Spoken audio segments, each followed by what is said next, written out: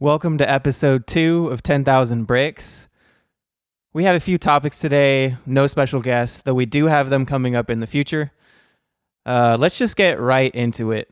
Scott, where we're going to start today is what do you make of, first, the huge individual scoring performances that we've been seeing in the last couple of weeks? We've been seeing people dropping 50 like it's just a normal thing to do. And even we have had a couple special games of 60. And when these games have been dropped, it's been super high efficiency in general. And we're also going to attribute that and try to tie that into maybe why the league in general started this year with a slight decrease in offensive output, offensive rating, maybe because of the way the game was being officiated more strictly on some of those bogus calls that we used to see. And it stayed steady there. But in these last few months, or maybe in the last month, it's jumped by about 3 to 4 points. Teams have gone from scoring like 110 to like 115. And the top teams in the league are putting out like 120. So the first question is, what do you make of these huge individual scoring performances? And what do you think would explain an increase in output across the entire league? To that first point, I think. I mean, like you mentioned, efficiency.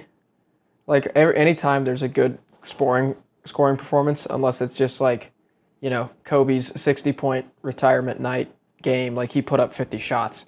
That's the rarity. So anytime it's an efficient anytime it's a high scoring performance, it's probably an efficient one. When you're scoring like 60 points, I mean, I've never heard of a 60-point game where someone's shooting 50 shots or something like that, other than Kobe, really, than that one time. I mean, unless you're talking about Wilt's, 100-point game where he had to score, where he had to, all do it all in 2-pointers. It's interesting because of the guys who are doing it, because like LeBron's doing it. It makes sense that LeBron had a good game on the Lakers, given the season they're having, and again, honestly, with Kyrie, given the ups and downs that the Nets have faced, and that he's kind of getting a groove, getting back and playing too. As far as like the overall efficiency of the league, I think it's probably a response to officiating, kind of like you alluded to. I think, I think guys are just getting used to the way that they're calling the game now, and so they're adjusting their playing because there's going to be a learning curve, but it's not going to be that steep unless you rely on it a ton, like as you saw with James Harden kind of at the beginning of the year, and who knows, maybe some of that was just the way the Nets were using him too. I think it's just a simple adjustment. I don't think there's too much to make of it other than that, honestly. I don't know. What are your thoughts? Sure. I had a much more controversial take that's Okay. purely speculation. I was wondering, are there social factors at play? Are there like psychological factors at play? Because I just was like, I didn't have a chance to review the stats to see if pace has increased or to see if efficiency has increased or whatever, for what reason, why would efficiency increase at this stage of the season? So I haven't fleshed it out from that angle. I was just wondering, could there be some kind of relaxation of defense? I mean, this would not be normal. Yeah. Yeah, no, but I'm just like, yeah. yeah. That's a good point because, I mean, but yeah, the question would be like, do defenses really relax that much in the middle of the season because teams are kind of giving up? Because, I mean, it could be, the question is too, like, who are these scoring performances happening against is a good question to ask. Yeah, how about I answer a few of those? Huh?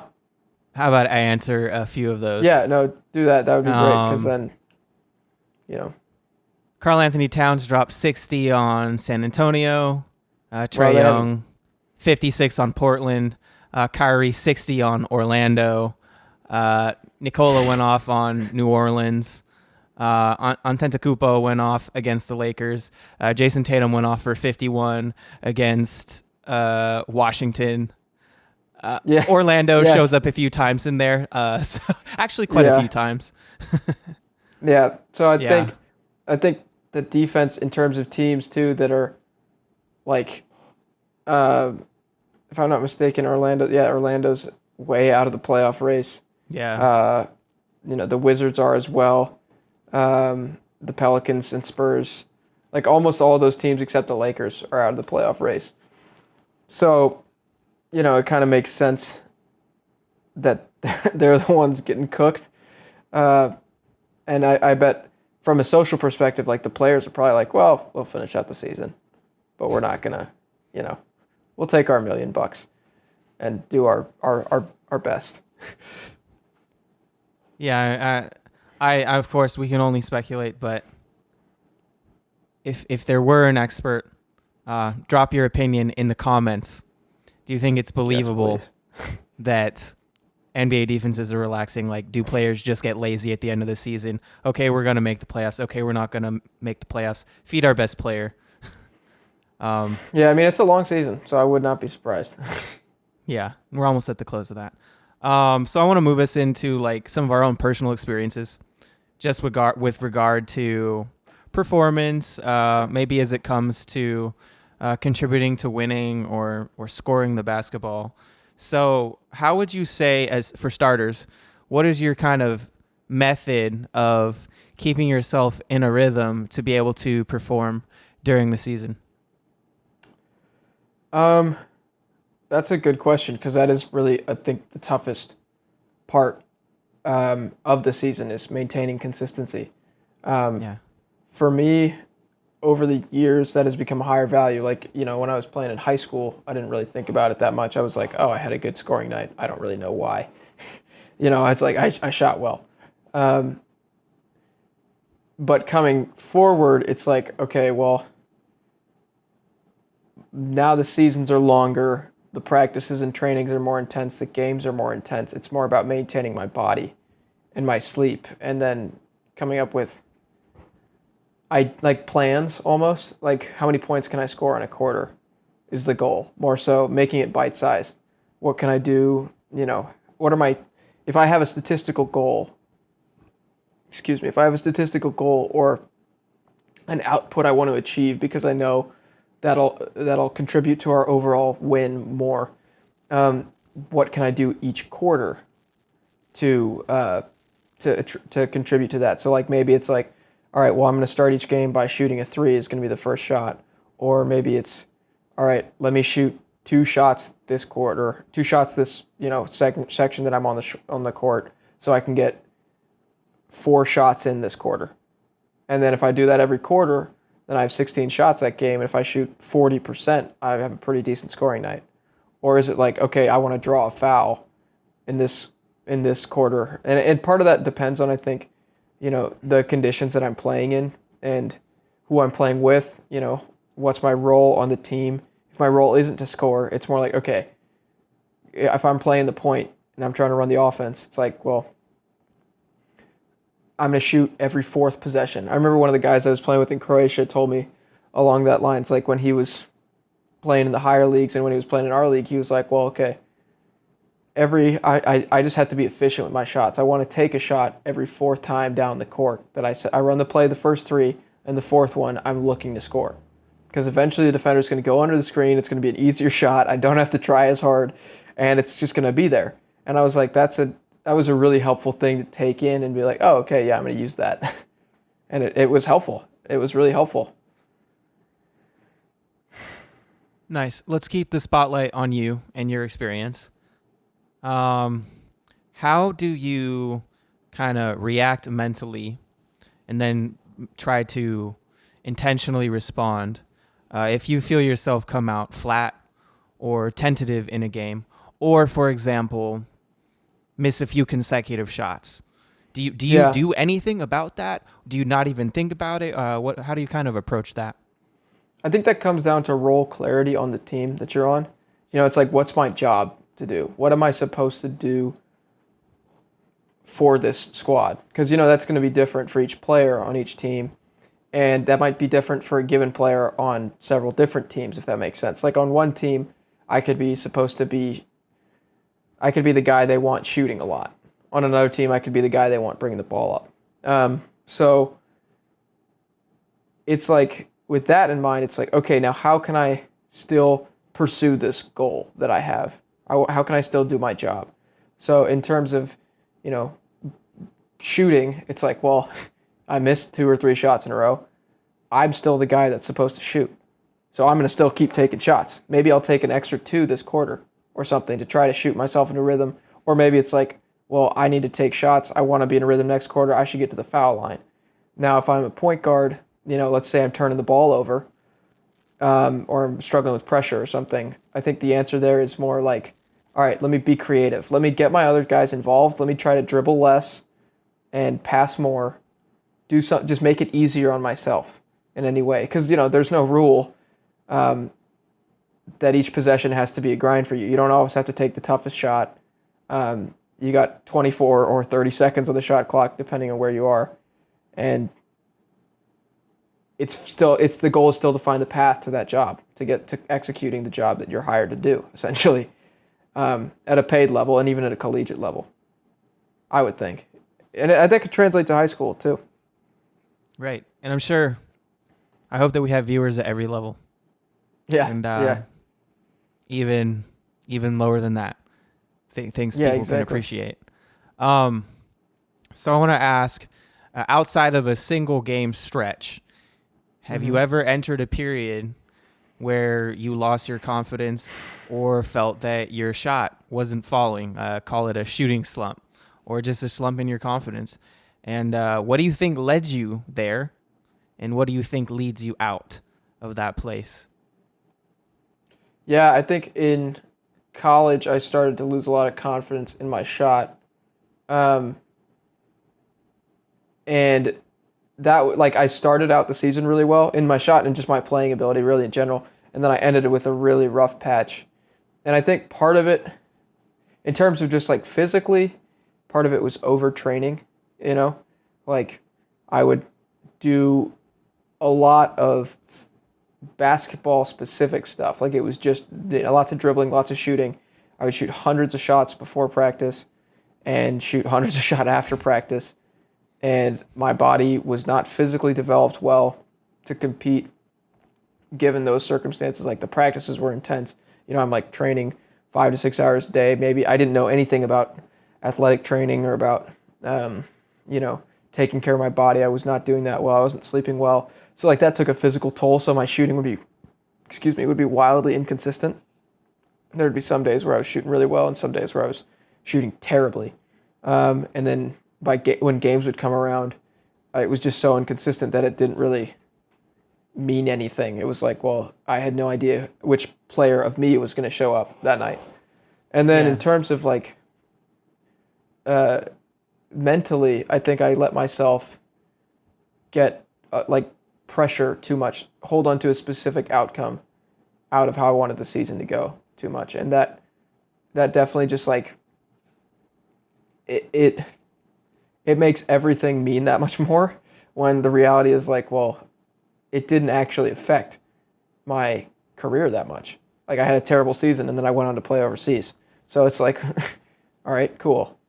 That idea, the pressure that I put on myself was completely unnecessary. And that really affected me mentally in terms of just like, it made it harder to do the stuff that I wanted to do and actually want to be there because every scenario, every possession, every shot matters 10 times more than it does to the next guy. So, yeah. Pressure. Right. Controlling outcomes. Yeah, pressure and physical toll. Physical toll. Okay. So I'm going to bring in some of my library of watching YouTube and all these other basketball podcasts. And I believe that I've seen JJ Redick answer the shooting slump question, and I think that I've seen maybe Kyle Korver as well, and definitely Duncan Robinson. And there was a few different answers there. But I believe what Duncan Robinson said, and maybe JJ even helped him in this direction, was some people can respond to a shooting slump and think 300 extra shots. Okay, I'm gonna practice. I'm gonna shoot my way out of this, which Duncan basically pointed out. Well, if you're doing that, then you're telling yourself that something's wrong, so you need to change something. Or maybe because you think you have to change something, you're re-emphasizing the fact that something's wrong in your mind. And so he was like, well, how do you respond to a shooting slump? Do nothing different. Yeah. No extra Yeah. shots. Just play. Just keep doing your same routine and just understand that it's going to end. And I was totally surprised by that response because that's not how I felt. That's not what my intuitive answer was. Every time, I mean, I haven't played professionally, didn't play collegiately, but I've played in some men's leagues and all the time at the gym. And Right. just when I was in a period of thinking like, I'm not making my threes or whatever the problem was, I was like, I'm going to shoot a bunch of extra threes. Yeah. And kind of feel like, if I hit like 60% of them in practice, then, now I got my confidence back.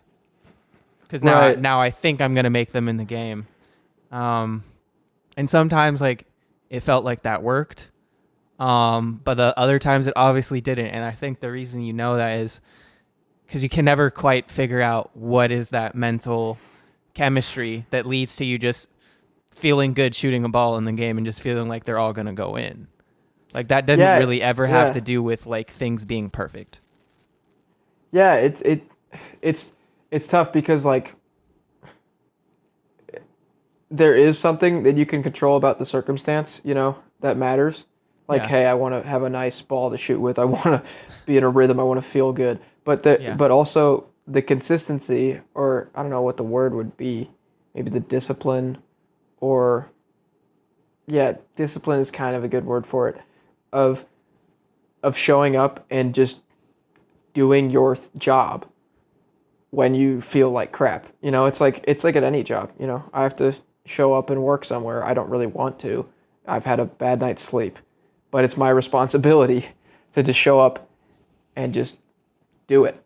And it's interesting because in basketball, your value feels so closely tied to statistics and so closely tied to results versus like working at, it's the same in other places too, but the results are less quantified and qualified so well. But sometimes it's like, hey, you could shoot 3 for 10 or 3 for 11 from 3 or from the field or whatever, but maybe the gravity just matters. Or maybe you shoot and on 8 of those misses, your team gets a putback. Like you don't know what's actually happening sometimes because you're only focusing on that part. Yeah. So, and if you keep showing up and doing that, like you said, the slump goes away. Like it's just a slump. It's not like, oh, my shot's broken. That's never really the case especially at the older levels you get. When you're younger, I think high volume shooting really has value. And it could be good for plateau busting, like busting a plateau in your consistency or something.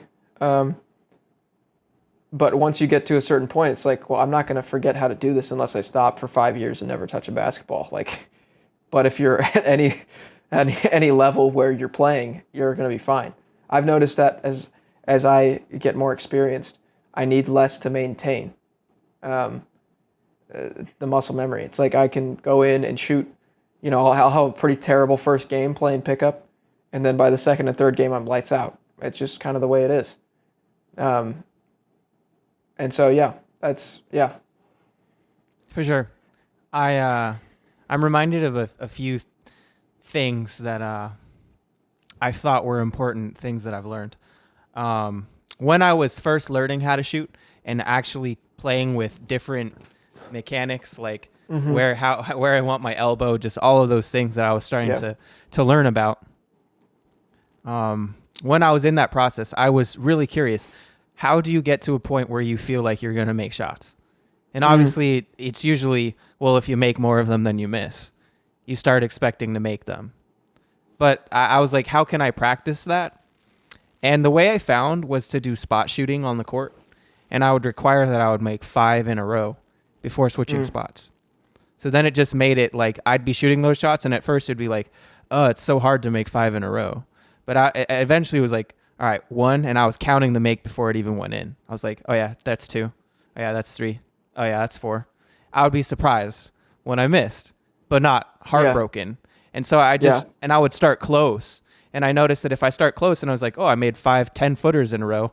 Well, I'd have more of an expectation of doing that when I stepped back. And then like I noticed last year, I mean, you start taking basketball super seriously, you have a desire to control an outcome of success. Right. And I was being anytime pretty, you pursue anything. I was being pretty mean to myself when I was practicing. Like, you're practicing threes, no one's rebounding for you. You miss 3 awkwardly in a row, and you're running after the rebound. How are you feeling the next time you step up to take that shot? Well, I noticed I was like actually punishing myself and mad at myself. I wasn't happy to take that next shot, and so I just started trying to miss a shot and say, "That's all right. Good effort, good intent. Next shot, like next shot up, next shot up." And even when I would miss, instead of like being like being like, good effort.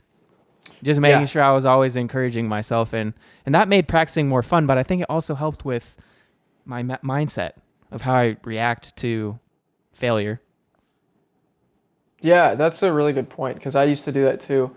Like I started taking basketball pretty seriously pretty quickly after I got into it, and it's like, well, I wasn't very good when I started, so I'd miss a ton, and it's like I used to get really pissed off all the time, and I like there's so many times that I was out in my driveway just shooting, and I was just mad the whole time I was out there for like an hour and a half or 2 hours, and it's not a good habit to build because then, it's like all the time I'm gonna be mad if I do anything.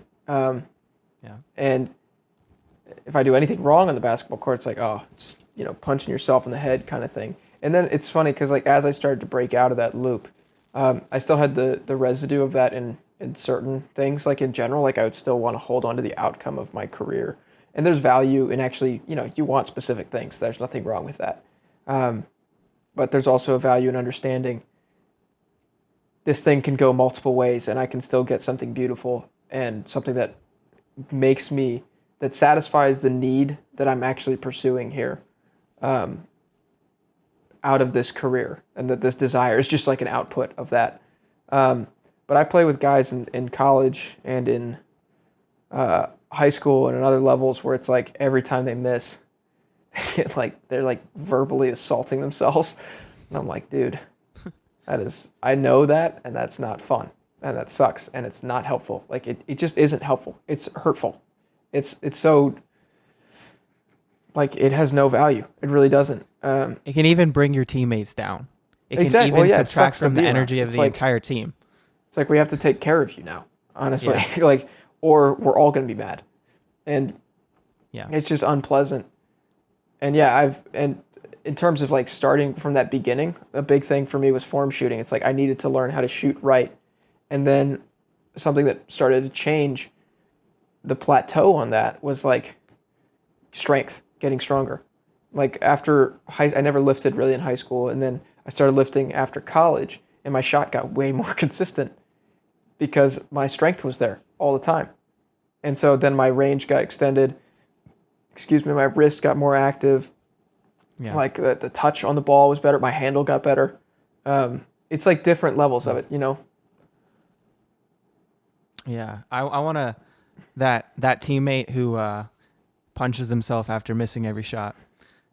I used to be like that, but in music performance, because when you play trumpet, it's a very physical instrument, and you're prone to making these kinds of squeaky, squawky mistakes where you miss the note that you're trying to make.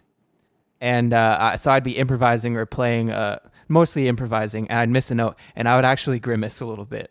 And people in the audience, like my family and friends, said, dude, I notice every time you do that bullshit. You're like, we couldn't even tell that you messed up until you told us you messed up with that face. That's you funny. Made. Like, and it took away from everybody's experience. And they're just like, we're like, that doesn't look very fun. And so kind of like back to to wrap this up, the clarity of purpose and the clarity of intent. Like you said that a career could unfold in a variety of different ways that would all still be satisfying, but maybe not what you expect.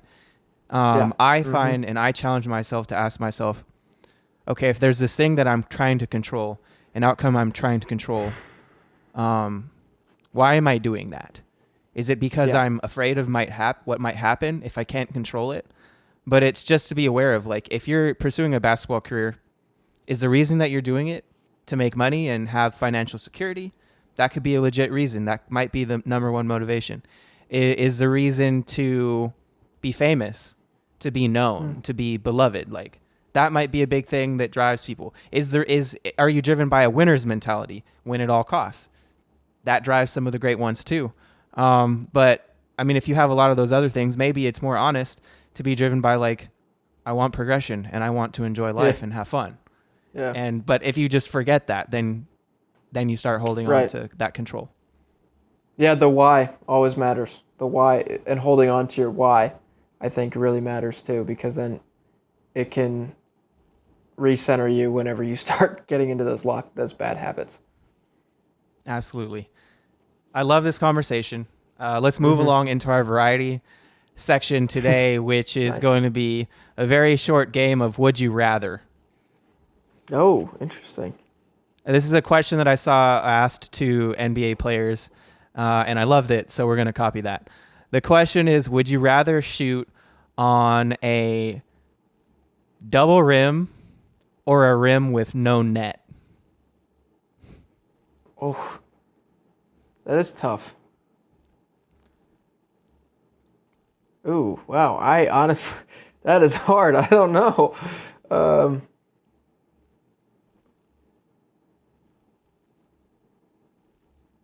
Man, if it's like a hard double rim, they're equally unsatisfying, even if you swish.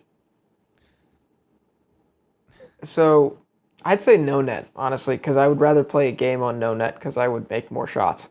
Ooh. Okay, I totally get that. The frustration factor of the double rim is ridiculous, but I would choose a double rim because in my head, the net is involved in aim. I feel like that's what I'm used to visualizing for, like, that's part of my target. That's part of my aim alignment. Like, I'm definitely looking at the rim, but in my mind, I've kind of thought, I'm like, I feel like the net just makes the rim look bigger because it just makes the object not just a tiny piece of metal that you're staring at. So I always feel like the net is a huge part of my aim. Yeah, I could see that. Yeah, it's not so much... I don't use it so much to calibrate anymore. Yeah, the double rim just sucks. That is a good question, though. If you're watching this, let us know in the comments, double rim or no net. Yeah. So that's all we have for you today. This was really enjoyable for us. Scott and I are about to head to the YMCA right after this to make a little TikTok about like contact finishing and when you control where the contact happens, like whether it happens in the air or whether you can like make some contact on the ground and then react and control the defender a little bit better. So we're about to go get some hoops right after this. This was a lot of fun. We hope that you leave here feeling uplifted and energized. We can't wait to bring you some more content and upcoming content where we interview coaches, maybe even a WNBA player. So we have a lot in store. It's good to see you today, Scott. Do you know what time it is? Oh, I know what time it is. 10,000 bricks. Bricks Out.